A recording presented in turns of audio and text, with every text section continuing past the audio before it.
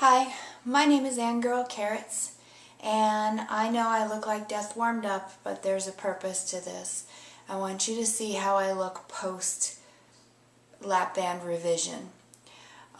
January 26th, 2 days ago, I had to go to the emergency room because I was having a major issue with a migraine and I was throwing up. And we all know with the Lapband that throwing up is a big no-no and it can cause a slippage. I'm usually really good about getting to the ER fast, and the ER is really good about knocking a headache out, but I wouldn't stop throwing up or couldn't stop throwing up. And finally it dawned on them that it may not be migraine related, but it might be Lapband related. And they did a barium swallow and they found that I had 100% blockage of my band. My band had slipped. Wasn't through eating inappropriate items, it wasn't through drinking soda or anything like that. It was just one of those things that happens occasionally when you have a Lapband. If you throw up, that is something that is a real possibility that can happen. So I wanted to make a short little video because I know that there are other people out there that are going through the same thing and probably feel as pretty crappy as I do right now, but I want you to have hope and faith that this will work out. What my surgeon did is he went in laparoscopically, pretty much in the same spots as before, and he unsnapped my Lapband and said that it had to sit for a month. After a month, we're going to revisit it again, and he's going to go in and redo the Lapband. I don't know if that's going to mean a new Lapband or if he's just going to retighten the old one. There's a kind of philosophy out there one way or the other, and I don't know which way. I would imagine it probably has something to do with my insurance as well. I'm home. I spent overnight in the hospital. They did this surgery at about 9:30 in the evening. I was up in a room by 11:45 and had pretty good pain control throughout the evening. During the day yesterday, not so much. The nurses were a little busy and I just didn't want to bug them, and so I was in a little bit more pain. But I will say that walking really is the last thing you feel like you want to do, but it's the one thing you need to do because it helps. It really helps with the nausea. It helps with the uncomfortable feeling in the shoulder from the gas. And, you know, we all supposedly learned this the first time around, but, yeah, you do forget. And mine was 2 years post, almost. April would have been 2 years, so a year and a couple months. Wanted to go over some of the medications that they gave me. Obviously for pain, to get me out of pain. Acetaminophen with codeine, which has its own set of problems. It can make you pretty nauseous.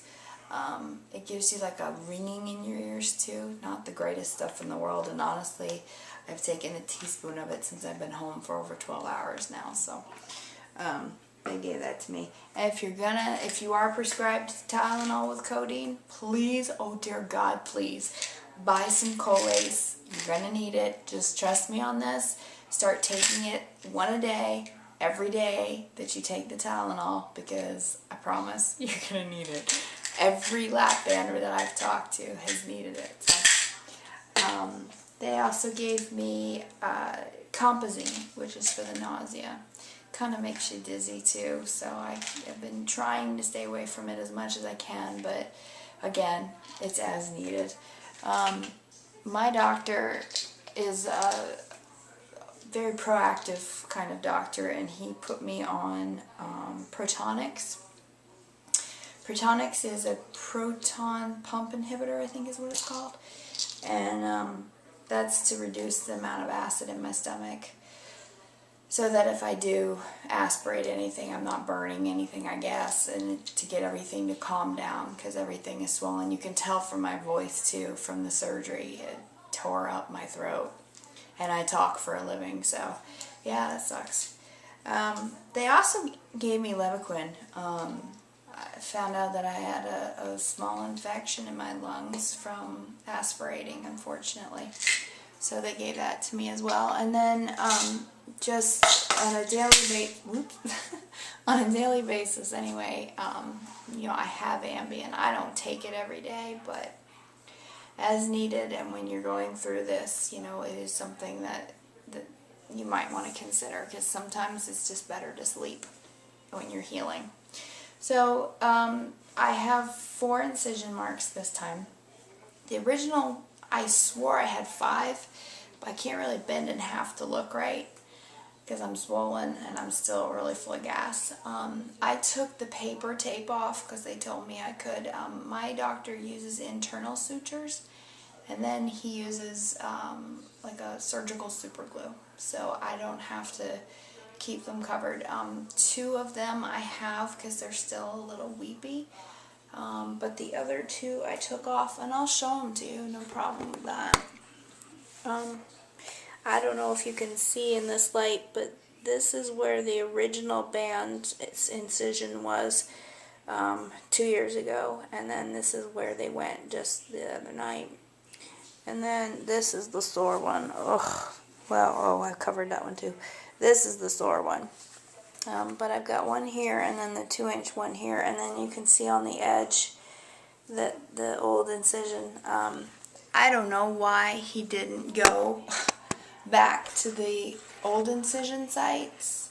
It's a conversation we're going to have when I go back in, but I think it was a little more of, this was a, it's considered emergency surgery, but he was a little worried about how long the band had completely shut off my stomach, because I guess it can actually cause your stomach to die off. The blood vessels can be constricted, so he was a little bit more concerned about that than, you know, appearances, and I have to agree with him on that if that's the case.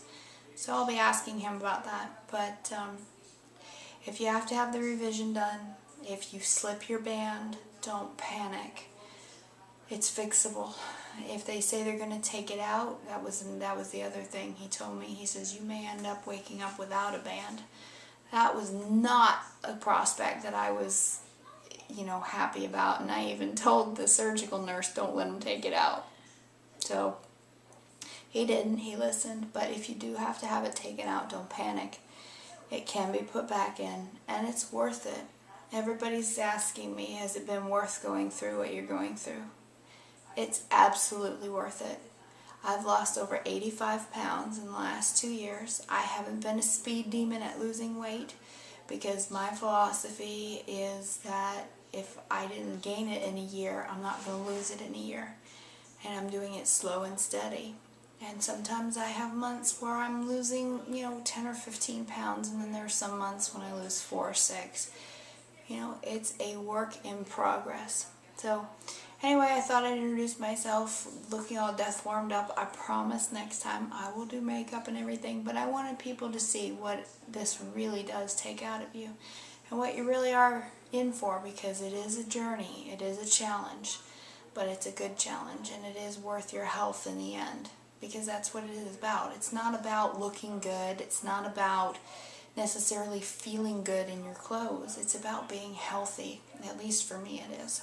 So I hope you have a good night, and I am off to La La Land. I'm going to go take my Tylenol with codeine and curl up with my puppy dog and crash. So have a good night.